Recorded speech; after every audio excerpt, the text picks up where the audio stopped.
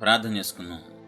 మహోన్నతుల దగ్గర తండ్రి, ప్రేమ స్వరూపుని యేసు ప్రభువా, మా కన్న తండ్రి, మా బంగారు తండ్రి, మీ పాదాలకు సాష్టాంగపడి స్తోత్రం నిలుచుకుంటున్నాం. ఆది యందు వాక్యం ఉండెను, వాక్యము దేవుని యొద్దే ఉండెను, వాక్యము దేవుడై ఉండెను. ఈ పరిశుద్ధ వాక్యాన్ని చెప్పే యోగ్యత అర్హత నాకు లేదు. అయితే నన్ను క్షమించి సిలువ చాటు నన్ను 100% మరుగు చేసి ఈ ఆత్మకార్య మా మధ్యలో బహుళంగా జరిగించి వాక్యం ద్వారా మాతో మీరు మాట్లాడి మహిమ పొందమని మా మధ్యలోకి ప్రభావ మిమ్మల్ని ప్రేమస్వరూప మినిస్ట్రీస్ యొక్క మహాధినేతైన పరిశుద్ధాత్మ తండ్రి మా మధ్యలోకి రమ్మని ఆత్మకార్యం జరిగించమని, ప్రతి ఒక్కరికి వినగల చెవులు గ్రహింపగల హృదయం అనుగ్రహించమని మిమ్మల్ని స్ఫూర్తిగా వేడుకుంటూ మమ్మల్ని గాయపడిన స్థలాలకు అప్పగించుకుంటున్నదనేసి పరిశుద్ధమైన నామంలో అడిగి వేడుకుంటున్నాం పరమ. ఆమేన్. పరిశుద్ధ గ్రంథాలు తీసినట్లయితే ఒక ప్రాముఖ్యమైన సబ్జెక్ట్ నేర్చుకున్నాం ఇవాళ. చాలా విలువైన సబ్జెక్టు, దయచేసి శ్రద్ధగా వినవలసిందిగా ప్రభు పేరట వేడుకుంటున్నాను. కీర్తనలు 50వ అధ్యాయం 17వ వచనం. దిద్దుబాటు నీకు అసహ్యము కదా, నీవు నా మాటలను నీ వెనుకకు త్రోసివేసెదవు. దిద్దుబాటు నీకు అసహ్యం కదా, కీర్తనలో స్పష్టంగా ఉంది. దిద్దుబాటు నీకు అసహ్యం కదా. అసలు దిద్దుబాటు అంటే ఏంటి, ఎందుకు అసహ్యం ఏంటి, దీని గురించి చూద్దాం. దిద్దుబాటు అంటే ఏమిటి? చాలామందికి పదం తెలియదు అంటానికి పెద్ద ఆశ్చర్యపోవడానికి ఏం లేదు. క్రైస్తవ సంఘాల్లో అందరికీ పదం తెలుసు అంటానికి లేదు. చాలామంది క్రైస్తవులకి, చాలా రకాల క్రైస్తవులకి ఈ పదం తెలియదు, దీని గురించి తెలియదు, ఇది ఏంటో ఏమీ తెలియదు. తెలియనప్పుడు ఇంకేం చేస్తారు? దిద్దుబాటు అనే పదం ఒకటి ఉందని క్రైస్తవ లోకంలో చాలామందికి తెలియదు అంటే పెద్ద ఆశ్చర్యం లేదు. పరిశుద్ధ గ్రంథంలో ఉన్న ఒక విలువైన మాట దిద్దుబాటు. అసలు దిద్దుబాటు అంటే ఏంటి? దేవునికి విరుద్ధంగా మనం చేసిన తప్పుని లేదా పాపాన్ని గుర్తించి ఒప్పుకొని సరిచేసుకోవడమే దిద్దుబాటు. మళ్ళీ చెప్తున్నాను జాగ్రత్తగా. దేవునికి విరుద్ధంగా ఒక మనిషి లేదా ఒక క్రైస్తవుడు లేదా క్రైస్తవురాలు చేసిన తప్పుని లేదా పాపాన్ని గుర్తించి ఆ వ్యక్తి ఒప్పుకొని సరిచేసుకోవడమే దిద్దుబాటు. ఇంకా మీకు క్లారిటీగా చెప్తాను. లోకప్ ఎగ్జాంపుల్, మన కాళ్ళకి రోడ్డు మీద వెళ్ళినప్పుడు, బయటికి వెళ్ళి వచ్చినప్పుడు ఇంటికి ఏదైనా మట్టి కానీ బురద కానీ అంటితే కడుక్కోవడం లాంటిది ఈ దిద్దుబాటు. మనం రోడ్ల మీదకి వెళ్తాం వర్షాకాలంలో, పల్లెటూరు వాతావరణంలో అయితే కాళ్ళు మొత్తం మట్టితో బురదతో నిండిపోద్ది. మనం ఇంటికి రాగానే ఏం చేస్తాం? అది గుర్తిస్తాం. నా కాళ్ళకి బురద ఉంది, నా కాళ్ళకి మట్టి ఉంది, నా కాళ్ళకి మట్టి ఉంది, కాబట్టి నేను దాన్ని కడుక్కోవాలి, కాబట్టి నేను శుభ్రపరుచుకోవాలి. నా కాళ్ళకి మట్టి ఉంది అని గుర్తించి ఆ మట్టిని, ఆ బురదని నీళ్లతో గట్టిగా కాళ్ళ మీద కాలేసి రుద్ది క్లీన్ చేసుకొని అప్పుడు నీట్గా మనం ఇంట్లోకి వెళ్తాము. మన ప్రాణాత్మ శరీరాలకు అంటిన మట్టిని, దేవునికి విరుద్ధంగా చేసిన పాపం వల్ల, పొరపాటు వల్ల, తప్పు వల్ల మన ప్రాణాత్మ శరీరాలకు అంటిన అపవిత్రతను, వ్యతిరేకతను ఏదైతే ఉందో దాన్ని కడుక్కోవటమే దిద్దుబాటు. దాన్ని యేసయ్య పాదాల దగ్గర యేసే రక్తం చేత కడుక్కోవటమే దిద్దుబాటు. దేవుడు మనల్ని చాలా పరిశుద్ధంగా సృష్టించారు. ఆయన స్వరూపంలో, ఆయన పోలికలో చేసుకున్నారు మనందరినీ. మనకన్నీ పరిశుద్ధమైనవి ఇచ్చారు. కానీ మనం జాగ్రత్తగా కాపాడుకోవాలి మన ప్రాణాత్మ శరీరాలను. చాలా జాగ్రత్తగా కాపాడుకోవాలి మన ప్రాణాత్మ శరీరాలను. మనం ప్రాణం, ఆత్మ, శరీరం కలిస్తే ఒక వ్యక్తి అవుతాడు, ఒక మనిషి అవుతారు.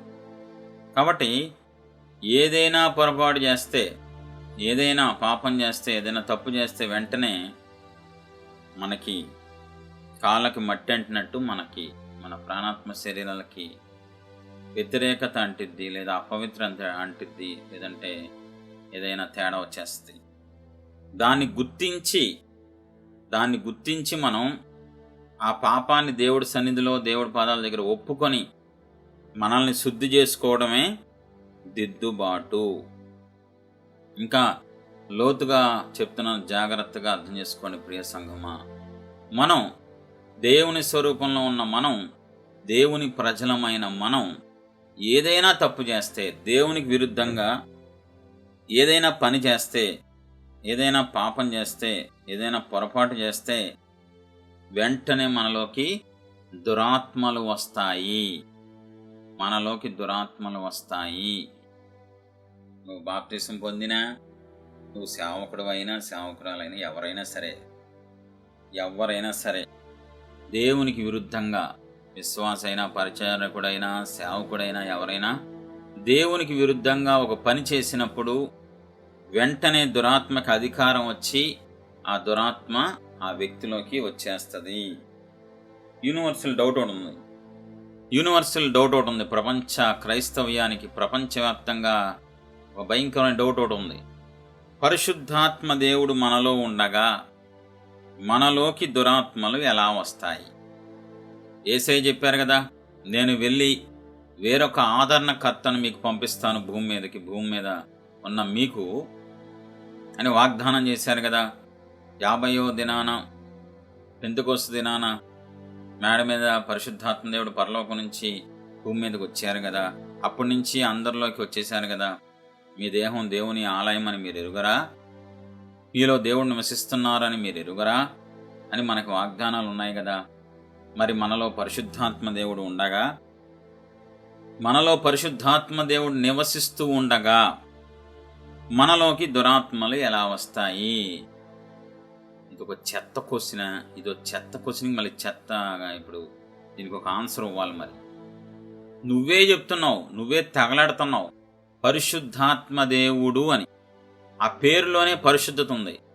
నీలో పరిశుద్ధాత్మ దేవుణ్ణి, నీలో పరిశుద్ధుణ్ణి పెట్టుకొని నువ్వు ఎదవ పనులు చేస్తే దెయ్యాలలాగా ఏమొస్తాయి? దేవదూతలు వస్తాయా? పరిశుద్ధ దేవుణ్ణి నీలో పెట్టుకొని, నీలో పరిశుద్ధ దేవుడు నివసిస్తూ ఉండగా నువ్వు వ్యభిచార పనులు, దొంగతనాలు, ఇష్టం వచ్చినట్టు పనులు చేస్తే దెయ్యాలు రావా లోపలికి? నీతిమంతుడైన దేవుణ్ణి నీలో పెట్టుకొని నీతి లేకుండా పరాయి వాళ్ళ భార్యలను, పరాయి వస్తువుల్ని, పరాయి సంబంధించిన పరాయి వాళ్ళ ఈ నీతి లేకుండా కోరుకునే నీలాంటి నీచుల్లోకి దెయ్యాలు రావా? అది పెద్ద పెద్ద డౌటు. దానికి మళ్ళీ డిస్కషన్స్. మంచివాడైన, సృష్టిలోని ఏకైక మంచి దేవుడైన పరిశుద్ధాత్మ దేవుడు నీలో నివసిస్తుండగా చెడ్డ మాటలు, చెడ్డ పనులు, చెడ్డ కార్యక్రమాల్లో నువ్వు పాల్గొంటే భయం లేకుండా, భక్తి లేకుండా, ప్రేమ లేకుండా, కృతజ్ఞత లేకుండా దెయ్యాలు రావా నీలోకి? దురాత్మలు రావా? ఈ డౌట్ వచ్చిన వాళ్ళకి దురాత్మలు కాదు, ఒక భూతం వచ్చి ఎత్తుకుపోతే బాగుండు, దరిద్రం వదిలిపోదు. అంటే అంత దేవుడు అంత చులకనైపోయారు నీకు. పరిశుద్ధ దేవుడు నీలో నివసిస్తుంటే నీకు ఒక భయం లేదు. నువ్వు చేసిన తప్పును గుర్తించావు కానీ దెయ్యాలు వస్తాయా, దురాత్మలు వస్తాయా, దేవుడు లోపల ఉండగా? ఒక చండాలపు ప్రశ్న ఏంటో తెలుసా? దేవుడు లోపలుండగా, అక్కడ ఆగు ఒకసారి. దేవుడు లోపలుండగా దేవుని బిడ్డకి తగ్గట్లు నువ్వు జీవిస్తున్నావా? దేవుడు లోపలుండగా సినిమాలు చూస్తావా? దేవుడు లోపలుండగా ఏదో పనులు చేస్తావా నువ్వు? దేవుడు లోపలుండగా పనికిమాలిన పనులు చేస్తావా నువ్వు? మరి అక్కడే ఉంది. దేవుడు లోపలుండగా నువ్వు చేసావు కాబట్టి దానికి అధికారం వచ్చింది. కాబట్టి పనికి మాలిన ప్రశ్నలు మానేసి చక్కగా లోబడి విధేయత చూపించి ఆశీర్వాదాలు పొందుకోండి. పనికిమాలిన సిద్ధాంతాలు, పనికిమాలిన డౌట్లు, పనికిమాలిన వ్యతిరేకతలు ఎక్కువ వచ్చేసినాయి క్రైస్తవ్యంలో ప్రపంచవ్యాప్తంగా. ఎందుకని పోయే కాలం దగ్గర పడింది కాబట్టి. ఎఫెసీయులకు రాసిన పత్రిక 6వ అధ్యాయం 12వ వచనం. ఏలయనగా మనము పోరాడున్నది శరీరులతో కాదు గాని ప్రధానులతోనూ అధికారులతోనూ ప్రస్తుత అంధకార సంబంధులకు లోకనాథులతోనూ ఆకాశ మండలమందున్న దురాత్మల సమూహములతోనూ పోరాడుచున్నాము. ఇక్కడ చాలా ప్రాముఖ్యమైన విషయం మనం గమనించాలి. మనం పోరాడునది శరీరులతో కాదు సుమా, ప్రధానులతో, అధికారులతో, ప్రస్తుత అంధకార సంబంధులకు లోకనాథులతోనూ ఆకాశ మండలమందున్న దురాత్మల సమూహములతోనూ పోరాడుచున్నాము. ఎవరు? క్రైస్తవుడు పోరాడుచున్నాడు ప్రతిరోజు, ప్రతి క్షణం. క్రైస్తవుడికి పోరాటమే. దేవుని పిల్లలకి ఎప్పుడూ పోరాటమే భూమి మీద బ్రతుకున్నంత కాలం. భూలోకంలో, ఈ సృష్టిలో ఇవన్నీ ఉన్నాయి. ప్రధానులనే దయ్యాలు, దురాత్మలు, పిశాచులు ఉన్నాయి. వీటి పనేంటి? బిర్యానీ తింటాం. వీటి పని ఏంటి? 70mm సినిమా హాల్కి వెళ్ళటం. వీటి పని ఏంటి? రోడ్లెమ్మట తిరగటమా? వీటి పని ఒక్కటే, మనుషుల్ని పాడు చేయాలి, మనుషుల్ని నాశనం చేయాలి. ఎక్కడ మనిషి అవకాశం ఇస్తాడా ఎంటర్ అయిపోవాలి వాళ్ళ లోపలికి. ఎప్పుడు తప్పు చేస్తాడా గుంట కాడ నక్కల్లాగా ఈ దయ్యాలు దురాత్మలు చూస్తూ ఉంటాయి. నువ్వు జాగ్రత్తగా ఈ పాయింట్ క్యాచ్ చేయాలి తమ్ముడా చెల్లి. ఇది జాగ్రత్తగా విలువైన సబ్జెక్ట్, ఇది ఈ పాయింట్ పట్టుకోవాలి. వాటి పని ఒక్కటే, మనుషుల్ని నాశనం చెయ్యటమే వాటి పని. రెండో పని లేదు. ఇంకా దెయ్యాల పని, దురాత్మల పని, సాతానుగాడి పని ఏంటి? మనుషుల్ని నాశనం చేయాలి. వాడి టార్గెట్ ఏంటి?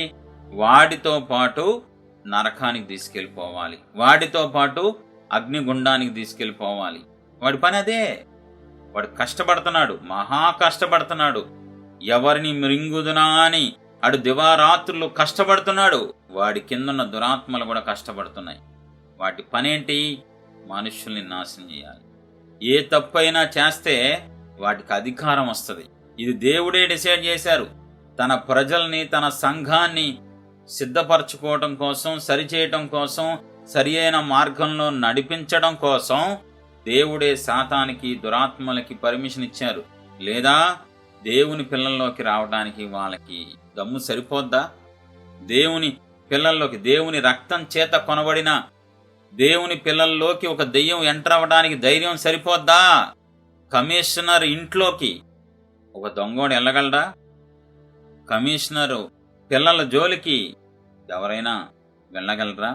ఆఫ్టర్ ఆల్ కమిషనర్ ఇంటికి ఎవడు వెళ్ళలేనప్పుడు సర్వాధికారి అయిన దేవుని పిల్లల జోలికి ఆఫ్టర్ ఆల్ ఉఫ్ఫంటే పోయేవాడు దురాత్మ, లేదంటే ఉఫ్ఫంటే పోయే సాతానుగాడు కానీ దురాత్మలు వెళ్ళగలవా?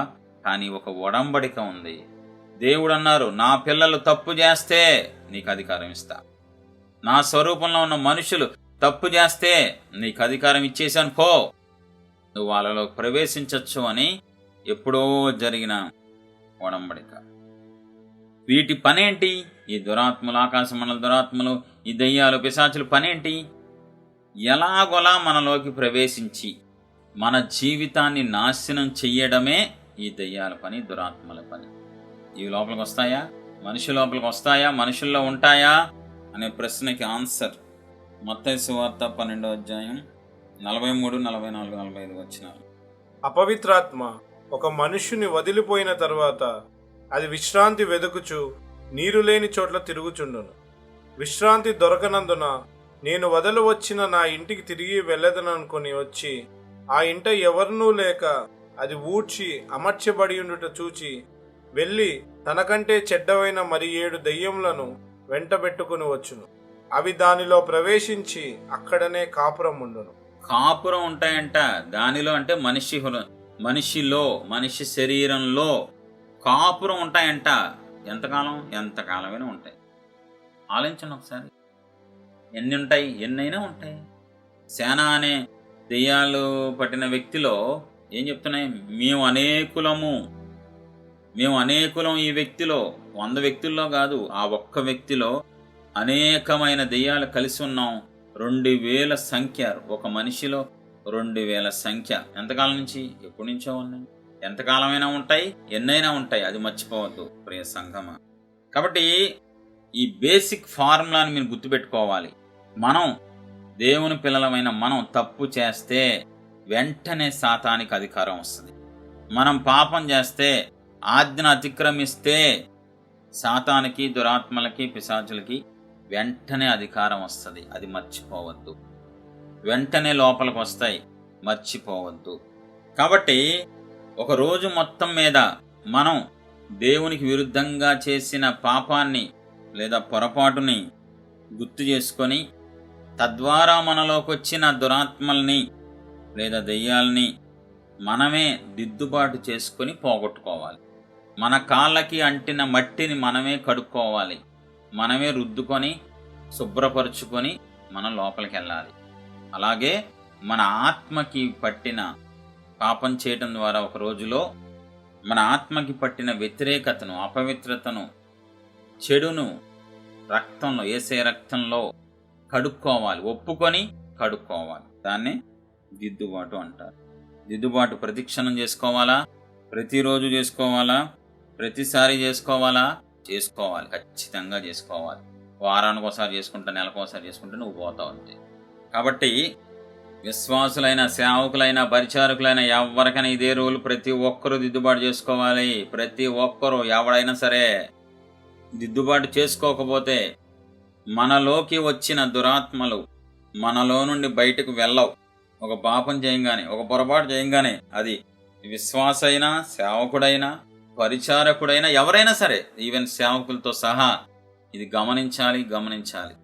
మనం పొరపాటు చేసిన వెంటనే ఏం జరిగిద్ది? వాటికున్న అధికారాన్ని బట్టి, చట్టపరమైన హక్కును బట్టి ఆ దురాత్మలు లేదా దయ్యాలు మనలోకి ప్రవేశిస్తాయి. ఒకవేళ వాటిని మనం దిద్దుబాటు చేసుకుని పోగొట్టుకోకపోతే ఏం జరిగిద్ది? మనల్ని నానా రకాలుగా హింస పెడతాయి దయ్యాలు. మనల్ని నానా రకాలుగా శోధిస్తాయి దురాత్మలు. మర్చిపోవద్దు, అవి ఖాళీగా ఉండటానికి నీలోకి రాలా. అవి ఖాళీగా పని పాట లేకుండా లోపలికి రాలా. ఒక పనితో వస్తాయి దయ్యం. ఒక దురాత్మ నీలోకి వచ్చిందంటే ఒక పనితో వస్తుంది, ఒక ఉద్దేశంతో వస్తుంది, ఒక బాధ్యతగా లోపలికి వస్తుంది. దాని పని ఏంటో తెలుసా? బాధ్యతగా దేవుడి దగ్గర నుంచి నేను దూరం చేయటమే. ఫస్ట్ కూడా గుర్తుపెట్టుకోండి ప్రియ సంఘమా, ప్రియ దేవుని పిల్లల, జాగ్రత్తగా వినండి దయచేసి. ఒక దురాత్మ ఒక మనిషిలోకి వచ్చింది అంటే ఫస్ట్ చేసే పని దేవునికి దూరం చేస్తుంది. దేవునికి దూరం చేయటమే దాని పని. దేవునికి నీకు మధ్యలో వచ్చి నిలబడటమే దాని పని. దేవునికి నీకు మధ్యలో అడ్డుగోడగా ఉండటమే దురాత్మ పని. కాబట్టి అది రాగానే ఫస్ట్ దేవునికి విరుద్ధంగా మనసు వస్తుంది. నీకు తెలియదు, అది గమనించలేవు. అది నువ్వు ఆత్మలో ఈ సబ్జెక్ట్ ద్వారా తెలుసుకోవాలి. ఫస్ట్ ఏదైనా పొరపాటు చేసిన వెంటనే దురాత్మ నీలోకి రాగానే ఏమవుద్ది సార్? ఒక ఆత్మీయ నీరసం వస్తుంది, ఆత్మీయంగా డౌన్ అయిపోతావు. అర్థం కాదు, ఇది సడన్గా ఏంటి ఇలా అయిపోయింది, ప్రార్థన చేసుకోబుద్ధి కాదు, నడిపింపు రాదు, అర్థమవుతుందా? సహవాసంలోకి వెళ్ళబుద్ధి కాదు, ఒక చిరాకు వస్తుంది. ఇంతేనా? మానసికంగా నెలకొడుతుంది దెయ్యం లేదా నీలో ఉన్న దురాత్మ. తలనొప్పి పెట్టిద్ది, గుండెల నొప్పి పెట్టిద్ది, చిరాకు తెప్పిస్తుంది, మనసంతా గలిబిలి చేస్తుంది, డిస్టర్బెన్స్లు చేసేస్తూ ఉంటుంది. ఇంతేనా? ఇంకా ఏదైనా చేస్తుంది, ఎన్నైనా చేస్తుంది. సరే, పరిశుద్ధ గ్రంథాన్ని, సువార్తల్లో కానీ మొత్తం ఓవరాల్ పరిశుద్ధ గ్రంథాన్ని మీరు చూసినట్లయితే దురాత్మలు లేదా దయ్యాలు ఏమేం చేస్తాయి అన్నీ ఉన్నాయి. శోధిస్తాయి, బలహీనపరుస్తాయి, బాధ పెడతాయి, బలహీనతలు పెడతాయి, ఇంకా చాలా చాలా చేస్తాయి అని మనం స్పష్టంగా వాక్య వెలుగులో చూసుకోవచ్చు. ఫస్ట్ ఏం జరిగిద్దంటే దేవునికి నీకు మధ్యలో వచ్చి నుంచుంటుంది అది దెయ్యం. అప్పుడు నీకు దేవుని యొక్క ప్రసన్నత కానీ, దేవుని సన్నిధి కానీ, దేవుని యొక్క ఆ స్పర్శ కానీ నువ్వు అనుభవించలేవు. ఎప్పుడైతే దేవునికి నీకు మధ్యలో దురాత్మ వచ్చి కూర్చుంటుందో, వచ్చి అడ్డుగా నిలబడిద్దో, అది నువ్వే ఇచ్చిన అవకాశం. నువ్వు పొరపాటు చేయటం వల్ల, నువ్వు పాపం చేయటం వల్ల దానికి అవకాశం ఇచ్చావు, అధికారం ఇచ్చావు. అది వచ్చి మాత్రం ఖాళీగా ఉండదు. వెంటనే గలిబిలైపోతూ ఉంటావు, నువ్వు వెంటనే చిరాకు వస్తుంది, ఇంట్లో వాళ్ళని తిడతా ఉంటావు, అరుస్తూ ఉంటావు, ఇసురుతూ ఉంటావు. అప్పుడు దాకా బాగానే ఉండి ఏదో పొరపాటు చేసావు, దానికి అవకాశం ఇచ్చావు, అది రెచ్చిపోతుంది నీలో ఉండి. అది నువ్వు గ్రహించలేక ఏంటి ఇలా జరుగుతుంది, ఏమైపోతుంది, సాయంకాలం ప్రార్థనకి వెళ్దాం, ప్రేయర్ చేసుకుందాం అని మీ ఆయన అంటాడు. చే వద్దు, నాకు అనీజీగా ఉంది, నేను చేసుకొని పో అంటావు. అప్పుడు దాకా బాగానే ఉంటారు, అప్పుడే సడన్గా గడ్డలైపోతూ ఉంటారు, అప్పుడే బలహీన పడిపోతూ ఉంటారు, అప్పుడే నొప్పులు రావటం మొదలవుతూ ఉంటాయి. దేన్ని బట్టి? నువ్వు చేసిన పొరపాటు వల్ల నీలోకి వచ్చిన దురాత్మల బట్టి మాత్రమే ఇలా జరుగుతూ ఉంటాయి. కాబట్టి దయచేసి దిద్దుబాటు చేసుకోవటం అలవాటు చేసుకోండి. ప్రతి విషయంలో, ప్రతిసారి, ప్రతి క్షణం దిద్దుబాటు చేసుకున్నవాడు ఆత్మీయ జీవితంలో అలా పైకి వెళ్ళిపోతాడు. లేదా దురాత్మలకి, నీ పొరపాటు వల్ల నీలోకి వచ్చిన దురాత్మలకి నువ్వు అవకాశం ఇస్తే కొద్ది కొద్దిగా నిన్ను దేవుడి దగ్గర నుంచి దూరం చేసి, పూర్తిగా దేవుడు దూరం చేసేసి భ్రష్టురాలుగా మార్చేయటమే వాటి యొక్క ముఖ్య ఉద్దేశం. ఆలోచించండి, ఒక్కసారి ఆలోచించండి. నిన్న బాగానే ఉంటావు ఆత్మీయంగా, ఇవాళ ఎందుకు పడిపోతావు? ఏదో జరిగింది. నిన్న ఆసక్తిగా ఉన్న నువ్వు ఇవాళ ఎందుకు డల్ అవుతున్నావు? ఏదో జరిగింది, నీలోకి ఏదో దురాత్మ ఎంటర్ అయింది, ఏదో పొరపాటు చేసావు. మరి నేను ఎలా గుర్తించాలన్నా?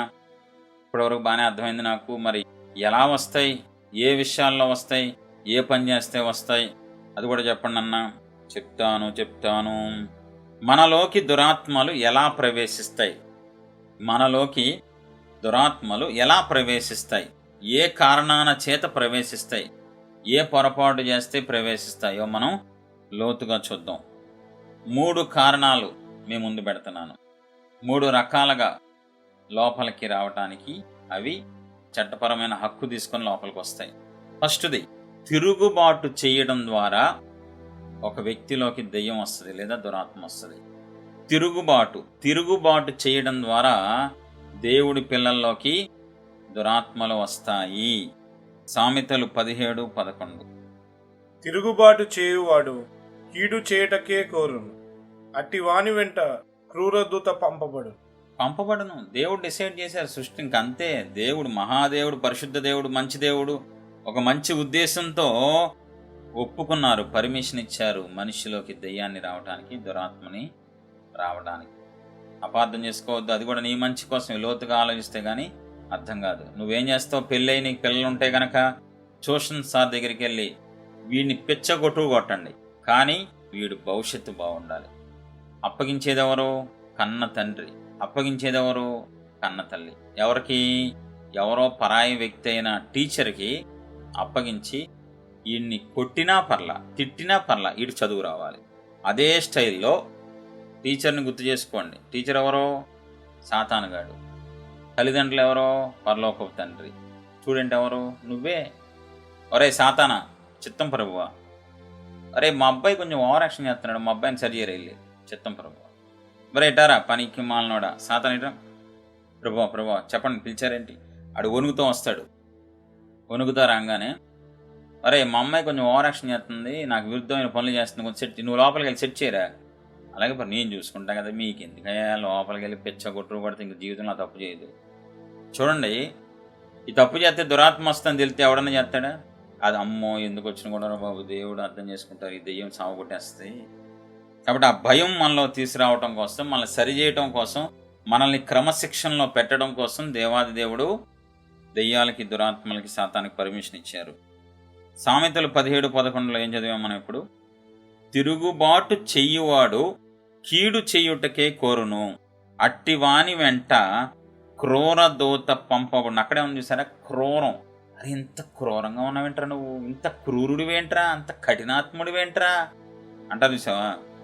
క్రూరదూత అంటే ఒక దురాత్మ, క్రూరదూత అనే దురాత్మ నీలోకి వచ్చి క్రూరంగా ప్రవర్తిస్తుంది. అది నిన్ను మానసికంగా నిలకొడుతుంది, శారీరకంగా నిలకొడుతుంది, ఆత్మీయంగా డౌన్ చేస్తుంది, దేవుడికి నీకు అడ్డుగా నిలబడిపోద్ది వచ్చి. కాబట్టి ఫస్ట్ కారణం ఏంటి? ఒక వ్యక్తిలోకి, దేవుని పిల్లలమైన మనలోకి, దేవుని రక్తం చేత కొనబడిన మనలోకి దురాత్మ ఎందుకు వస్తుంది? తిరుగుబాటు చేయడం ద్వారా వస్తుంది. తిరుగుబాటు అంటే చెప్పిన పని లేదా వద్దన్న పని చేయటమే. అరే వీడికి ఇంత తిరుగుబాటు చేస్తే ఏదైతే వద్దంటానో అదే చేస్తాడ్రా అని చెప్పుకుంటూ ఉంటారు తల్లిదండ్రులు వేరే వాళ్ళ కోసం. వీడు వద్దన్న పనే చేస్తాడ్రా బాబు, వీడికి తిరుగుబాటు ఎక్కువరా, చేయకూడదా, ఇలా చేయకూడదా, అలాగే చెయ్యాలా అంటాడ్రా వీడు చిన్న వయసులోంచి. దాన్నే తిరుగుబాటు అంటారు. మనకి దేవుడు ఆజ్ఞలు ఇచ్చారు. సర్వ మానవాళికి దేవాది దేవుడు, సృష్టికర్త, విశ్వనిర్మాత, ప్రపంచాలను పరిపాలించే దేవుడు మనందరి క్షేమం కోసం, మనందరి దీవెన ఆశీర్వాదం కోసం కొన్ని ఆజ్ఞలు ఇచ్చారు మానవాళికి. మనందరం వాటిని తప్పకుండా తూచా పాటించాలి. పాటించకపోతే నష్టపోతాం. దేవుడు మనల్ని ప్రేమించిచ్చిన ఆజ్ఞలు పాటించకపోవడమే తిరుగుబాటు. వద్దన్న పని చేయడమే తిరుగుబాటు. దాన్నే తిరుగుబాటు అంట. చూద్దాం, నిర్గమకాండం 20వ అధ్యాయం ఏమేమి ఆజ్ఞలు ఇచ్చారు తెలిసిందే. ఒకసారి చూద్దాం, లోతుగా ఆలోచిద్దాం. దేవుడిచ్చిన ఆజ్ఞలు మనం పాటించకుండా తిరుగుబాటు చేస్తే దురాత్మలు మనలోకి వస్తాయి. దేవుడు ఈ ఆజ్ఞలన్నీ వివరించి చెప్పాను. నీ దేవుడినైన యెహోవాను నేనే దాసుల గృహమైన ఐగుప్తు దేశంలో నుండి నిన్ను వెలుపలికి రప్పించి తిని, నేను తప్ప వేరొక దేవుడు నీకు ఉండకూడదు. పైన ఆకాశం అందే గాని, క్రింది భూమి అందే గాని, భూమి కింద నీళ్ల ఎందే గాని ఉండు దేని రూపమునైనను విగ్రహమునైనను నీవు చేసుకొనకూడదు. వాటికి సాగిలపడకూడదు, వాటిని పూజింపకూడదు. ఏలయనగా నీ దేవుడినైన యెహోవానగు నేను రోషం గల దేవుడను. నన్ను ద్వేషించు వారి విషయంలో 3-4 తరముల వరకు తండ్రుల దోషమును కుమారుల మీదికి రప్పించుచు, నన్ను ప్రేమించి నా ఆజ్ఞలు గైకొను వారిని 1000 తరముల వరకు కరుణించు వాడనై ఉన్నాను. చూడండి, 10 ఆజ్ఞలు ఉన్నాయి. ఒక్కొక్క ఆజ్ఞ మనం చూస్తున్నాం. దాంట్లో ఒక ఆజ్ఞ ఏంటి? విగ్రహారాధన చేయకూడదు. దాని స్పష్టం క్లారిటీ ఇచ్చారు.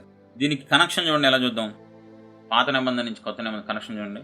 1 కొరింథీ 10వ అధ్యాయం 20వ వచనం. 1 కొరింథీయులకు రాసిన పత్రిక 10వ అధ్యాయం 20వ వచనం. దేవుని ఆజ్ఞని ఎదిరించడమే, దేవుని ఆజ్ఞని పాటించకపోవడమే, వద్దన్న పని చేయడమే తిరుగుబాటు. అన్యజనులు అర్పించు బలులు దేవునికి కాదు, దెయ్యములకే అర్పించుచున్నారని చెప్పుచున్నాను. మీరు దెయ్యములతో పాలివారవుట నాకు ఇష్టము లేదు. మీరు దెయ్యములతో పాలివారవుట నాకు ఇష్టం లేదు. మనం ఎప్పుడు దెయ్యములతో పాలివారు అయినట్లు? పౌలు అన్నదానికి అర్థం ఏంటి? నువ్వు విగ్రహారాధన కార్యక్రమంలో పాల్గొన్నావు అనుకో, దెయ్యాలతో నీకు పాలు పందులు వచ్చినట్లే, నీలోకి దెయ్యాలు వచ్చేస్తాయి, దురాత్మలు వస్తాయని హెచ్చరిస్తున్నాడు. ఆజ్ఞ ఏంటి? మనం ఎట్టి పరిస్థితుల్లో విగ్రహారాధన సంబంధించిన కార్యక్రమాలు చేయకూడదు. వస్తువులు చేసుకోకూడదు, పూజించకూడదు, వెళ్ళకూడదు, తినకూడదు, ఏం చేయకూడదు. విగ్రహారాధన కార్యక్రమాల్లోకి వెళ్ళినా నీలోకి దురాత్మ వస్తుంది. గుళ్ళకి వెళ్ళినా నీలోకి దురాత్మ వస్తుంది. స్థలాలకు వెళ్ళినా నీలోకి దురాత్మ వస్తుంది. ఇళ్ళకి విగ్రహారాధన బాగా చేసే ఇళ్ళకి వెళ్ళినా నీకు తేడా వస్తుంది, దురాత్మ వస్తుంది. ప్రసాదాలు తిన్నా నీకు దురాత్మ వచ్చేస్తుంది. అది ఆజ్ఞ. దేవుడు సర్వమానవాళికి, ఆయన స్వరూపంలో ఉన్న పిల్లలకి, ఆయన సృష్టించి పరిపాలిస్తూ సమస్తాన్ని మనకి ఏర్పాటు చేస్తున్న దేవుని ఆజ్ఞ ఏంటి? విగ్రహారాధన చేయకూడదు. దాంట్లో భాగాలుంటాయి. విగ్రహాన్ని గుళ్ళకి వెళ్ళటం, విగ్రహం ప్రసాదాలు తినటం, స్థలాలకు వెళ్ళటం, ఆ వస్తువులు పట్టుకోవడం, ఇంకా దానికి సంబంధించి చాలా ఉంటాయి. అంటే విగ్రహారాధన అంటే ఒక్క గుడే వస్తుందా? మసీదు వస్తుంది, అన్నీ వస్తాయి. సృష్టికర్తని తప్ప ఎవరిని పూజించి ఆరాధించి ఎక్కడికి వెళ్ళినా అది విగ్రహారాధనతో సమానం. నువ్వు గనక దేవుని బిడ్డవై ఉండి, రక్తం చేత కొనబడిన బిడ్డవై ఉండి, నువ్వు విగ్రహారాధన కార్యక్రమాల్లో నువ్వు దెయ్యాలతో పాలివాడవుగా ఉంటావు అంటే అది లోపలికి వచ్చి నీకు బ్రేక్ డ్యాన్స్ చేపిస్తుంది. నీ చేత కూచిపూడి పథకాలు కూడా చేపిస్తుంది దెయ్యం. కాబట్టి దానికి అవకాశం ఇవ్వకూడదు. నువ్వు దేవుని బిడ్డవి, దేవుని బిడ్డగానే ఉండాలి. నువ్వు ప్రత్యేకంగానే ఉండాలి. నువ్వు పవిత్రంగా ఉండాలి, పరిశుద్ధంగా ఉండాలి. దేవుడు ఏం చెప్పారు? నేను పరిశుద్ధుడై ఉన్న ప్రకారం మీరును పరిశుద్ధంగా ఉండండి. కాబట్టి ఆజ్ఞను మనం అతిక్రమించామంటే అర్థం ఏంటి? తిరుగుబాటు చేసామన్నమాట. తిరుగుబాటు చేస్తే ఏం జరిగిద్ది? క్రూరదూత వస్తుందన్నమాట. క్రూరదూత వస్తే ఏం చేస్తుంది? నిన్ను శారీరకంగా, మానసికంగా, ఆత్మీయంగా నలకొట్టుద్ది అనమాట. అప్పుడు నువ్వు అది గుర్తించి ఒళ్ళు కొవ్వెక్కి, ప్రభువా, నేను మీ బిడ్డనై ఉండి, మీ రక్తం చేత కొనబడిన బిడ్డనై ఉండి విగ్రహారాధన కార్యక్రమాల్లోకి వెళ్ళానయ్యా, ఒళ్ళు కొవ్వెక్కిందయ్యా, నన్ను క్షమించండి అయ్యా అని ఆయన పాదాల దగ్గర పశ్చాత్తాప హృదయంతో నువ్వు అడిగితే, నీలోకి తిరుగుబాటు చేయటం ద్వారా నువ్వు తెచ్చిపెట్టుకున్న దురాత్మని దేవుడు పంపించేస్తారు. దీన్ని దిద్దుబాటు చేసుకోవడం అంటారు. ఆలోచించండి ఒకసారి. ఒక ఎగ్జాంపుల్ చూద్దాం. బైబిల్లో ఒక వ్యక్తి తిరుగుబాటు చేసిన వ్యక్తికి ఏం జరిగింది? 1 సమూయేలు 16-14. యెహోవా ఆత్మ సౌలును విడిచిపోయి యెహోవా యొద్ద నుండి దురాత్మ ఒకటి వచ్చి అతని వెరపింపగా. చూడండి, యెహోవా ఆత్మ సౌలును విడిచిపోయి యెహోవా యొద్ద నుండి. చూడండి, ఇందాక నేను చెప్పాను, దేవుడే పర్మిషన్ ఇచ్చారు. సాతానుకైనా, దురాత్మలకైనా, పిశాచులకైనా దేవుడే పర్మిషన్ ఇచ్చారు మానవులలోకి రావటానికి. పాపం చేస్తే అపవాదికి అధికారం వస్తుంది. నువ్వు దేవుడికి విరుద్ధమైన తప్పుడు పనులు చేస్తే దురాత్మలకు అవకాశం వస్తుంది. అది మర్చిపోవద్దు. ఇక్కడ ఏం జరిగింది? సౌలుకి ఏం పట్టింది? దురాత్మ పట్టింది. సౌలులోకి ఒక దురాత్మ వచ్చేసింది. యెహోవా యొద్ద నుండి దురాత్మ ఒకటి వచ్చి అతను వెరపింపగా సౌలు ఏం చేశాడు? వద్దన్న పని చేశాడు. దేవుడు చెప్పిన దానికి చెయ్యకుండా వంకలు పెట్టి, సాకులు పెట్టి తిరుగుబాటు చేశాడు. సౌలు యొక్క తిరుగుబాటుకి దేవునికి మండింది. దురాత్మ పంపించారు. తిరుగుబాటు ఎవరు చేస్తే వాళ్ళకి దురాత్మ పంపిస్తారు. అది సేవకుడైనా, పరిచారకుడైనా, విశ్వాస అయినా, ఎవడైనా దేవుడి దృష్టిలో ఒకటే. ఎవరిని విడిచిపెట్టలేదు, విడిచిపెట్టరు కూడా. నువ్వు గనక తిరుగుబాటు చేస్తే నీలోకి దురాత్మ వస్తుంది. అది వచ్చి సౌలుని హింసించినట్లు, సౌలుని వేధించినట్లు, సౌలుని నాశనం చేసినట్లు నిన్ను కూడా నాశనం చేస్తుంది. వెంటనే మనం ఏదైనా విగ్రహారాధన కార్యక్రమాల్లో పాల్గొంటే బై మిస్టేక్ జరిగితే వెంటనే తెలుసుకొని పశ్చాత్తాపడిపోయి, అయ్యో తప్పైపోయింది, నేను మీ బిడ్డను ప్రభు, నన్ను క్షమించండి, నేను ప్రత్యేకంగా ఉండాల్సింది, పొరపాటు చేశాను ప్రభు అని వెంటనే అది నువ్వు పాపాన్ని ఒప్పుకొని పశ్చాత్తాపడగలిగితే నీలోకి వచ్చిన ఆ క్రూర దూత వెళ్ళిపోద్ది దేవుడి దయ వల్ల. చూద్దాం ఆజ్ఞల్లో నెక్స్ట్ విగ్రహం సంబంధించారా. తర్వాత నీ దేవుడైన యెహోవా నామమును వ్యర్థంగా నుచ్చరింపకూడదు. చేసామనుకో క్రూర దూత వస్తే యెహోవా తన నామమును వ్యర్థంగా నుచ్చరింపు వానిని నిర్దోషిగా ఎంచరు. విశ్రాంతి దినమును పరిశుద్ధంగా ఆచరించుటకు జ్ఞాపకం ఉంచుకును. 6 దినములు నీవు కష్టపడి నీ పని అంతయు చేయవలెను. 7వ దినము నీ దేవుడైన యెహోవాకు విశ్రాంతి దినం. నీ దేవుడైన యెహోవా నీకు అనుగ్రహించు దేశములో నీవు దీర్ఘాయుష్మంతుడు అగునట్లు నీ తండ్రిని నీ తల్లిని సన్మానించుము. నీ తల్లిదండ్రులను సన్మానించాలి. నీ తల్లిదండ్రులు బూతులు తిట్టామనుకో దెయ్యం వస్తాయి. నీ తల్లిదండ్రులను ఇసుకించామనుకో దెయ్యం వస్తాయి. నీ తల్లిదండ్రులు మేము చెయ్యెత్తామనుకో పెద్ద దెయ్యం వస్తుంది. నీ మీ చెయ్యెత్తి దెయ్యం వచ్చి. నెక్స్ట్ నరహత్య చేయకూడదు. వ్యభిచరింపకూడదు. వ్యభిచరించకూడదు. నువ్వు వీడియోలు చూసినా ఎదుట అమ్మాయిని మోహపు చూపులు చూసినా దెయ్యం వస్తాయి. దానికి సంబంధించిన ఏ పని చేసినా దెయ్యం వస్తాయి. దొంగిలించకూడదు. దొంగతనం చేస్తే దెయ్యం వస్తాయి. నీ పొరుగువాని మీద అబద్ధ సాక్ష్యం పలకకూడదు. పలికితావే నీ క్రూరదూత వస్తుంది నీలోకి. నీ పొరుగువాని ఇల్లు ఆశింపకూడదు. నీ పొరుగువాని భార్యనైనను, అతని దాసునైనను, అతని దాసినైనను, అతని ఎద్దునైనను, అతని గాడిదనైనను, నీ పొరుగువాని దగ్గు దేనినైనను ఆశింపకూడదు అని చెప్పాను. ఇలా 10 ఆజ్ఞలు మీకు ఎగ్జాంపుల్ కోసం, మీకు అర్థమవటం కోసం చెప్పా. ఇలా మానవాళికి దేవుడిచ్చిన ఆజ్ఞల్లో నువ్వు ఏ ఒక్క ఆజ్ఞ పాటించకపోయినా, తిరుగుబాటు చేసినా, ఆజ్ఞని అతిక్రమించినా నీలోకి క్రూర దూత పంపబడును. దేవుని పర్మిషన్తో నీలోకి వచ్చేస్తుంది. వచ్చి నిన్ను తగిడే అర్థం చేసుకో. ఫస్ట్ది, మనలోకి దురాత్మలు ఎందుకు వస్తాయి, ఎప్పుడు వస్తాయి, ఎలా వస్తాయి? మనం తిరుగుబాటు చేస్తే వస్తాయి. ఇంక దాంట్లో నేను సేవకుడిని కదా, నేను పరిచారకుని, అంత సీనే ఉండదు. దానికి ఎవరైనా ఒకటే, దేవుడికి ఎవరైనా ఒకటే. మనం తప్పు చేస్తే మనలోకి దెయ్యం వచ్చేస్తాయి. అది వెంటనే గ్రహించి మన మనుషులు ఇంకా మనం పరిపూర్ణంలో అవ్వలేదు కాబట్టి, ఇంకా మహిమ శరీరాన్ని మనం దాల్చుకోలేదు కాబట్టి, మన ఆత్మీయ జీవితంలో, మన దైనందిన జీవితంలో ఒక రోజులో ఏ పొరపాటు చేసినా అది గుర్తించి, వెంటనే దాన్ని గుర్తించి అది మనం ఒప్పుకొని పశ్చాత్తాపడి, అయ్యా నన్ను క్షమించండి, విగ్రహారాధన కార్యక్రమంలో నేను పాల్గొన్నాను, తప్పు చేశానయ్యా, అయ్యో నన్ను క్షమించండి ప్రభువా అని మనస్ఫూర్తిగా తగ్గించుకొని పశ్చాత్తాప హృదయంతో నువ్వు అడిగితే అప్పుడు నీలోకి వచ్చిన దెయ్యాన్ని లేదా దురాత్మ దేవుడు పంపించేస్తారు. అప్పుడు నువ్వు ఫ్రీ అయిపోతావు. లేదా అది నువ్వు అడగకపోతే, దిద్దుబాటు చేసుకోకపోతే రోజు రోజుకి నష్టం పెరిగిపోద్ది అనవసరంగా. ఫస్ట్ చూసాం. ఇప్పుడు రెండో చూద్దాం. ఎందుకు ఒక వ్యక్తిలోకి దెయ్యం కానీ దురాత్మ కానీ వస్తుంది? అయోగ్యంగా ఉండటం వల్ల, అయోగ్యంగా జీవించటం వల్ల, అయోగ్యంగా పనులు చేయటం వల్ల మనలోకి దురాత్మలు వస్తాయి. పరిశుద్ధమైన దేవుడు పరిశుద్ధమైన ఆజ్ఞలు కొన్ని ఇచ్చారు. పరిశుద్ధమైన దేవుని కార్యక్రమాలు అయోగ్యంగా చేయకూడదు. లోకంలో చేసినట్లు, లోకపు ఉద్యోగంలో ఎలా పడితే అలా ఉన్నట్లు, లోకపు బిజినెస్ల్లో, ఇంట్లో ఎలా పడితే అలా చేసుకున్నట్లు దేవుడి సన్నిధిలో కానీ, దేవునికి సంబంధించిన కార్యక్రమాలు కానీ ఏది నువ్వు అయోగ్యంగా చేయకూడదు. అలా చేశావా చచ్చావే దెయ్యాల చేత.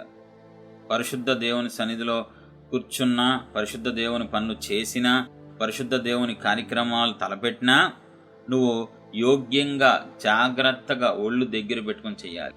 ఏదైనా ఇష్టం వచ్చినట్టు చేసావా వాటికి రెండేహే దెయ్యాలారా అని వేరే దెయ్యం మాట్లాడి నీలోకి వచ్చేస్తే దెయ్యాలి. ఇది మాత్రం గ్యారంటీ. అదేంటనియా, చేస్తున్నాం కదా, చేస్తున్నావు కాదంట్లా, కానీ చేసే పని కరెక్ట్గా చేయాలి. మీకు బాగా అర్థం అవ్వాలంటే చెప్తున్నా, వంట చేయటం చాలా ప్రాముఖ్యం.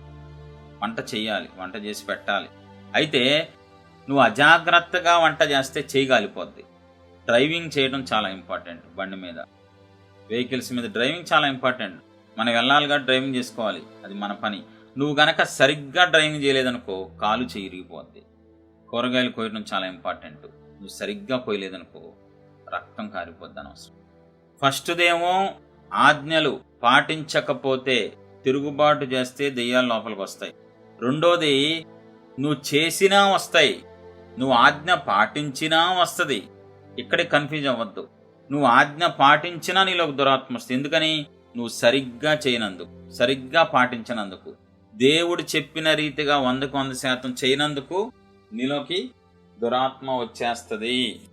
చూద్దాం. 1 కొరింథీ 11:27-28 వచనాలు. కాబట్టి ఎవడు అయోగ్యంగా ప్రభువు యొక్క రొట్టెను తినునో లేక ఆయన పాత్రలోనిది త్రాగునో వాడు ప్రభువు యొక్క శరీరంను గూర్చియో రక్తంను గూర్చియో అపరాధి అగును. కాబట్టి ప్రతి మనుష్యుడు తన్ను తాను పరీక్షించుకొనవలెను. అలాగు చేసి ఆ రొట్టెను తిని ఆ పాత్రలోని త్రాగవలెను. ప్రభువు శరీరమని వివేచింపక తిని త్రాగువాడు తనకు శిక్షావిధి కలుగుటకే తిని త్రాగుచున్నాడు. చూడండి, ప్రాముఖ్యమైన విషయం జాగ్రత్తగా గమనించండి. బల్లారాధనలో పాల్గొనడం చాలా ఇంపార్టెంట్. అది ఆజ్ఞ, పాల్గొవాలి. కానీ నువ్వు గనక అయోగ్యంగా పాల్గొన్నావు అనుకో, అయోగ్యంగా దేవుని బల్లలో చేపెట్టావు అనుకో, శిక్ష పాలైపోతావు. అదే ఇక్కడ ఈ రెండవ సబ్జెక్ట్ ఏంటి? అయోగ్యంగా నువ్వు ఏ పని చేసినా నీలోకి దురాత్మలు వచ్చేస్తాయి. వస్తాయా? చూద్దాం. యోహాను సువార్త 13:27 వాడు ఆ ముక్క పుచ్చుకొనగానే సాతాను వానిలో ప్రవేశించెను. స్పష్టంగా యూదా ఇస్కరియోతు బల్లారాధనలో పాల్గొని రొట్టె ముక్క తీసుకోగానే సాతాను ప్రవేశించేశాడు. ఎందుకని? అయోగ్యంగా తీసుకున్నాడు. యోగ్యత లేకుండా, సరి చేసుకోకుండా, కరెక్ట్గా లేకుండా కార్యక్రమంలో పాల్గొన్నాడు. వెంటనే దురాత్మ పాలైపోయాడు, సాతాను పాలైపోయాడు. నువ్వు నేను సరిగ్గా పాల్గొకపోతే మనం కూడా దురాత్మల పాలైపోతాం. ఇప్పుడు చూడండి, సేవకులు ఈ విషయాన్ని కొంతమంది గమనించరు, కొంతమంది, అందరూ కాదు. కొంతమంది సేవకులు ఆదివారం పూట ఆరాధన అయిపోయిన వెంటనే విశ్వాసులు, 100 మంది విశ్వాసులకి ప్రార్థన చేస్తారు. ప్రార్థన చేసిన వెంటనే బలహీనం అయిపోతారు. అదేంటి? చేసింది మంచి పనే కదా. అదేంటి? బల్లారాధనలో పాల్గొనడం మంచిదే కదా. దేవుని ప్రజలకి సేవకుడు ప్రార్థన చేయటం మంచిదే కదా. అయితే అయోగ్యంగా ప్రార్థనలు చేశాడు అంటే కరెక్ట్గా లేకుండానా? ఎక్కడ కరెక్ట్గా ఉంటామండి? కరెక్ట్గా పరిపూర్ణతలోకి ఎవరు రాలేదు కదా. పరిపూర్ణ పరిశుద్ధతలో మనం ఇంకా నడవట్లేదు కదా. కాబట్టి ఆ సేవకుడు అది గుర్తించి, దేవుడు కోరుకున్నంత పరిశుద్ధత నాలో లేదు, దేవుని యొక్క నీతి నాలో, ఆయన మామూలుగా సేవకులు మంచి చేసుకుంటానే వెళ్తారు, కానీ దేవుడు కోరుకున్నంత పరిశుద్ధత, నీతి ఉండాలి. అలా లేదు. కాబట్టి ఆ సేవకుడు ఇంటికి వెళ్ళి లేదా చర్చిలో మొత్తం ప్రార్థన చేసిన తర్వాత, అయ్యా నేను అయోగ్యంగా మీ ప్రజలకు ప్రార్థన చేశాను, నా పాపానికి మీరు కోరుకున్నంత పరిశుద్ధత లేకుండా నేను విశ్వాసులకు ప్రార్థన చేశాను, కాబట్టి నాలోకొచ్చిన దురాత్మల్ని యేసు రక్తంలో కాల్చివేసి నాకు విడుదల ప్రసాదించమని కొద్దిసేపు భారంగా సేవకుడు చేసుకోకపోతే, అయోగ్యంగా చేసిన కారణాన లోపలికి దురాత్మలు వచ్చి సేవకులను కూడా బలహీనపరిచేస్తాయి 2-3 రోజులు. అది ఎంతకాలం అయితే అంతకాలం. మీరు అర్థం చేసుకోండి. బల్లారాధనలో పాల్గొనడం చాలా ప్రాముఖ్యం. దేవుని ప్రజలకి సేవకుడు ప్రార్థన చేయడం చాలా ప్రాముఖ్యం. కానీ అయోగ్యంగా నువ్వు చేస్తే దురాత్మకు అవకాశం వస్తుంది. దేవుడు కోరుకున్నంత పరిశుద్ధత, నీతి లేకుండా చేస్తే దురాత్మ వస్తుంది. అది గ్రహించి దేవునికి సంబంధించిన ఏ కార్యక్రమం అయినా నువ్వు చేపట్టినప్పుడు అది మంచి కార్యక్రమమే, సువార్త కార్యక్రమమే. పుస్తకాలు పంచుతున్నావా, పాంప్లెట్లు పంచుతున్నావా, సువార్త చెప్తున్నావా, వెంటనే చెప్పిన తర్వాత నేను అయోగ్యంగా ఉండి సువార్త చెప్పానయ్యా, నాలో అయోగ్యంగా చెప్పడం ద్వారా నాలోకి వచ్చిన దురాత్మని యేసు రక్తంలో కాల్చి నాలోంచి పంపించేయండి ప్రభువా అని దీనుడుగా నువ్వు మొరపెడితే నీకు 5 నిమిషాల్లో ఫ్రీ అయిపోతుంది. అది ఏదైనా సరే, అది సువార్త కార్యక్రమం అవ్వచ్చు, వేరే ప్రాంతాలకు వెళ్ళి నువ్వు ఏదైనా దేవుని సంబంధించిన కార్యక్రమం చేసి ఉండొచ్చు. కానీ వెంటనే దాన్ని నువ్వు గుర్తించి ఆ కార్యక్రమం అయిన వెంటనే దిద్దుబాటు చేసుకోవాలి, లేదా పోతావు అనవసరం. దురాత్మలు మంచి పని చేసుకోవడం కూడా నువ్వు దురాత్మల పాలవుతావు. ఎప్పుడు అయోగ్యంగా దేవుడు కోరుకున్నంత పరిశుద్ధత లేకుండా నువ్వు కార్యక్రమాల్లో పాల్గొంటే వాటికున్న అధికారాన్ని బట్టి అవి వచ్చేసి నిన్ను శారీరకంగా, మానసికంగా, ఆత్మీయంగా నలకొట్టేస్తాయి. దేవుడు దూరం అయిపోతావు. పరిచర్య చేసి దేవుడు దూరం అవుతావు అనవసరంగా నువ్వు. కాబట్టి ఆ సత్యాన్ని పట్టుకోండి. దేవుడు కోరుకున్నంత పరిశుద్ధత నీలో లేదు, దేవుడు కోరుకున్నంత నీతి నీలో, నాలో కూడా లేదు. కాబట్టి మనం ప్రతి విషయంలో దిద్దుబాటు చేసుకోవాలి. నేను ఎవరికి, ఏ విశ్వాసికి ప్రార్థన చేసినా వెంటనే దిద్దుబాటు చేసుకుంటా. అలా చేసుకోబోతే నాకు తేడా. 3వ పాయింట్ చూసి మనం ముగించుకుందాం. ఫస్ట్ది, తిరుగుబాటు చేస్తే ఖచ్చితంగా దురాత్మ వచ్చేస్తే మనలోకి. 2వది, అయోగ్యంగా ఉండటం వల్ల, అయోగ్యంగా పనులు చేయటం వల్ల దురాత్మ వచ్చేస్తే మనలోకి. 3వది, ఎందుకు మనం దిద్దుబాటు చేసుకోవాలి? ఎందుకని? 1 యోహాను 5:18. 1 యోహాను 5:19. మనము దేవుని సంబంధులమనియు లోకమంతయు దుష్టుని యందున్నదనియు ఎరుగుదుము.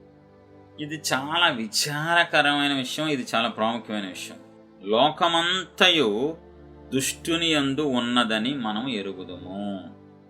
మనం గ్రహించాలి ఈ పాయింట్. పరిశుద్ధ గ్రంథంలో ఉన్న వచనం ఇది. లోకమంతా, భూలోకమంతా దుష్టుని యందు ఉందంట, దురాత్మల వశంలో ఉందంట.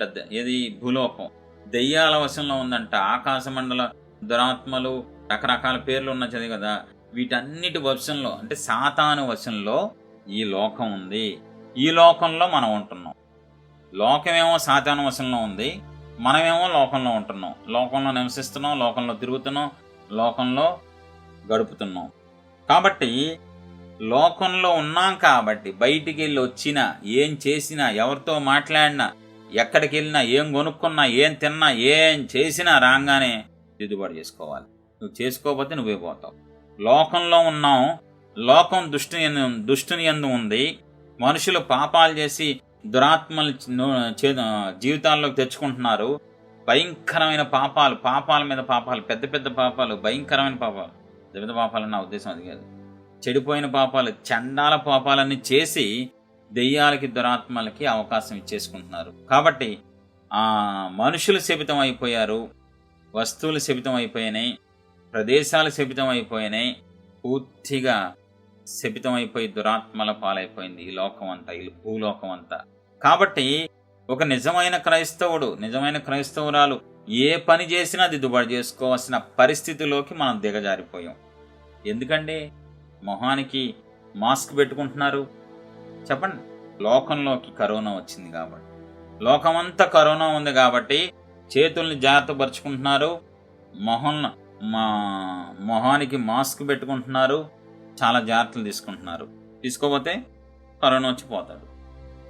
లోకంలో మనం ఉన్నాం కాబట్టి, లోకంలో నివసిస్తున్నాం కాబట్టి, మనం ఇంకా పరలోకం వెళ్ళలేదు కాబట్టి, ఈ పాపపు లోకంలో, ఈ శాపపు లోకంలో, ఈ పాపాత్ముల మధ్య, శాపగ్రస్తుల మధ్య, దుష్టునితో సహవాసం చేసే మనుషుల మధ్య, శపితమైన వస్తువుల మధ్య, శపితమైన ప్రదేశాల మధ్య మనం ఉంటున్నాం కాబట్టి ప్రతి విషయంలో దిద్దుబాటు చేసుకోవాలి.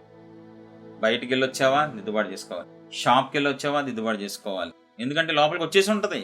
నువ్వు వెళ్ళిన ప్రదేశాన్ని బట్టో, నువ్వు మాట్లాడిన మనిషిని బట్టో, నువ్వు ముట్టుకున్న వస్తువుని బట్టో నీలో ఒక దురాత్మ వచ్చేసి ఉంటుంది.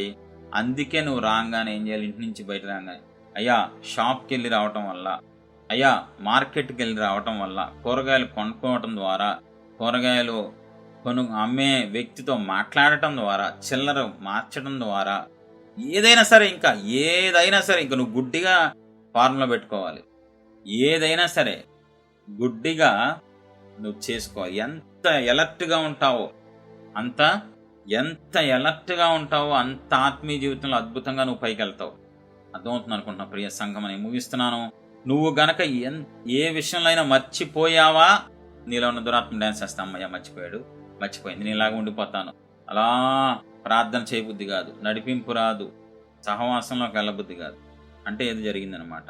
నువ్వు లోకంలో ఉన్నావు కాబట్టి, నేను లోకంలో ఉన్నాను కాబట్టి, లోకం దుష్టుని యందు ఉంది కాబట్టి అందరూ పాపాలు చేసి చేసి శపితమైన వ్యక్తులుగా మారిపోయారు కాబట్టి, శపితమైన స్థలాలుగా మారిపోయినాయి కాబట్టి ఈ లోకం అంతా, మనం ప్రతి విషయంలో ప్రతి విషయంలో దిద్దుబాటు చేసుకోవాలి. అలా చేసుకోవటం వల్ల ఎప్పటికప్పుడు మనం ఫ్రీ అయిపోతాం. దేవునికి మనకి ఏ అడ్డు ఉండదు. చక్కగా రోజు రోజుకి సహవాసం ఎదుగుతాం మనం. 3 మీ ముందు పెట్టాను. ఫస్ట్ది ఏంటి? తిరుగుబాటు చేయటం వల్ల, దేవుడు మానవాళికి ఇచ్చిన ఆజ్ఞలు పాటించకుండా తిరుగుబాటు చేయటం వల్ల క్రూరదూత పంపబడును. వచ్చిన దెయ్యాన్ని పంపించేసుకోవాలంటే దిద్దుబాటు చేసుకోవాలి. 2, అయోగ్యంగా ఉండటం వల్ల, ప్రవర్తించడం వల్ల, పాల్గొనటం ద్వారా, అయోగ్యంగా చేయటం వల్ల దేవుడి కార్యక్రమాలు అది ఏదైనా సరే క్రూరదూత పంపబడును. అది పోగొట్టుకోవాలి, మనలోంచి వెళ్ళగొట్టుకోవాలంటే దిద్దుబాటు చేసుకోవాలి. 3వదిగా, మనం లోకంలో ఉన్నాం. లోకమంతా దుష్టుని యందు ఉంది. లోకమంతా దురాత్మలతో ఉంది. కాబట్టి మనలోకి లోకంలో ఉన్నందుకు, లోకంలో బయటికి వెళ్ళినందుకు, బయట కార్యక్రమాలు చేసుకుని వచ్చినందుకు మనలోకి వచ్చిన దురాత్మల్ని దిద్దుబాటు చేసుకోవడం ద్వారా పోగొట్టుకోవచ్చు.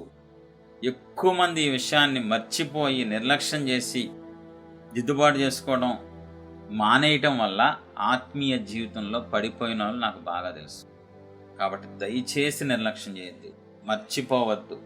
దురాత్మ ఎప్పుడు నీ వైపే చూస్తూ ఉంటుంది. దయ్యం ఎప్పుడు నీ వైపే చూస్తూ ఉంటుంది. సాతానుగాడు నిన్ను నాశనం చేయడానికే కూర్చున్నాడు, కంకణం కట్టుకున్నాడు. ఎలాగోలా నీలోకి ప్రవేశించి నీ ఆత్మని పాడు చేసి నిన్ను దేవుడికి దూరం చేసి భ్రష్టత్వానికి నడిపించి వాడితో పాటు నరకానికి తీసుకెళ్ళటమే వాడి టార్గెట్. నువ్వు దయచేసి వాడికి అవకాశం ఇవ్వదు. నువ్వు ఏ పొరపాటు జరిగినా వెంటనే గ్రహించు, వెంటనే దిద్దుబాటు చేసుకో. కాళ్ళకి మట్టి అంటితే ఎలా నువ్వు స్పర్శని బట్టి గ్రహిస్తావో, నీ ఆత్మలో ఎక్కడో తేడా వస్తుందా, ఎక్కడో ఎంటర్ అయిందనమాట. నేను దిద్దుబాటు చేసుకోవాలి. ఈజీగా ఉంటుందా? రక్షణానందం కోల్పోయావా? ఆ పూట వెంటనే పొద్దున బయటికి వెళ్ళి రావటం వల్ల ఇది జరిగిందనమాట. ఇది ఎంటర్ అయిపోయిందనమాట నాలోకి దురాత్మ. నేను వెంటనే ప్రార్థన చేసుకోవాలి, దిద్దుబాటు చేసుకోవాలి, పంపించేసుకొని నాలో ఉన్న ఆత్మ వెళ్ళగొట్టుకోవాలి దేవుని సహాయం చేత అని నువ్వు గనక ఎలర్ట్గా ఉంటే నీ ఆత్మీయ జీవితం అద్భుతంగా ఉంటుంది. లేదా నిర్లక్ష్యం చేసావా, నీ ఆత్మని తీసుకెళ్ళిపోవడానికి సాతానుగా సిద్ధంగా ఉండాలి. అర్థమైంది అనుకుంటున్నాను. ఫస్ట్ తిరుగుబాటు ద్వారా మనలోకి వస్తాయి. 2 అయోగ్యంగా ఉండటం వల్ల మనలోకి వస్తాయి. 3 లోకంలో ఉన్నాం కాబట్టి మనలోకి వస్తాయి. ప్రార్థన చేసుకుని ముందు. మహాపరిశుద్ధుడైన యేసయ్యా, ఈరోజు సూటిగా నాతో మాట్లాడారయ్యా. ఈరోజు నుంచి దిద్దుబాటు చేసుకునే మనసు నాకు ఇవ్వండి అయ్యా. ప్రతి విషయంలో ప్రతిసారి నేను దిద్దుబాటు చేసుకుంటానికి సహాయించినటువంటి మనసు దయచేయండి. మర్చిపోకుండా ప్రతి క్షణం దిద్దుబాటు కలిగిన మనస్సుతో ముందుకెళ్తానికి చూపించమని వేడుకున్నాం. ప్రతి ఒక్కరూ దిద్దుబాటు అలవాటు చేసుకున్నాం. మా ప్రతి ఒక్కరూ అది మనకెంతైనా మంచిది. దిద్దుబాటు చేసుకోలేదా నువ్వు పడిపోతావు. అర్థమైందా?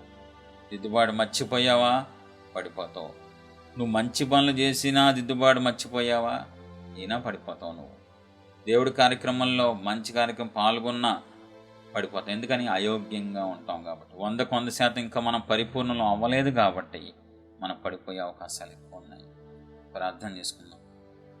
మహోన్నతుని దయగల తండ్రి, ప్రేమస్వరూపిణి యేసు ప్రభువా, మా కన్న తండ్రి, వాక్యం ద్వారా సూటిగా మాతో మాట్లాడారు. వాక్యం ద్వారా మమ్మల్ని సంధించారు. మాకు అర్థమయ్యే రీతిగా మీరు మాకు తెలియజేసిన విధానం బట్టి ఇస్తుంది. ఈ వాక్యానుసారంగా మేము జీవించే కృప దయచేయమని మా అందరం గాయపడిన అసలు అప్పగించుకుంటూ నజరేసే పరిశుద్ధమైన నామములో అడిగి వేడుకుంటున్నాం పరమ తండ్రి.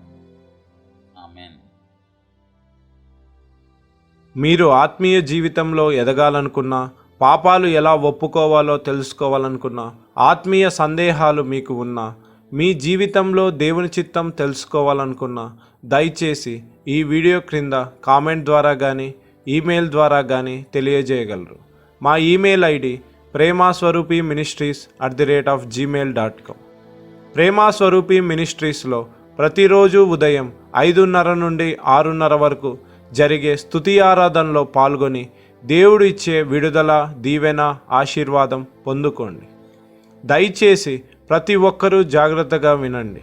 కామెంట్లో కానీ ఈమెయిల్లో కానీ మీ సెల్ నంబర్ పెట్టడం మర్చిపోవద్దు. మీ ఫోన్ నంబర్ పెట్టడం మర్చిపోవద్దు. మేము ప్రార్థన చేసి దేవుని చిత్తంలో ఉన్న ప్రతి ఒక్కరికి ఖచ్చితంగా మేమే ఫోన్ చేస్తాము. అనేక మందికి ఈ వీడియో షేర్ చేసి దేవుడిచ్చే ఆశీర్వాదం పొందుకోండి. మీకు ఆత్మీయ స్థుతులు, ఆత్మీయ పాటలు, ఆత్మీయ సందేశాలు, ఆత్మీయ సత్యాలు కావాలనుకుంటే మా ఛానల్ని సబ్స్క్రైబ్ చేయండి. మా ఛానల్ నోటిఫికేషన్స్ కొరకు బెల్ని క్లిక్ చేయండి. దేవుడు మిమ్మల్ని దీవించి ఆశీర్వదించునుగాక. ఆమెన్.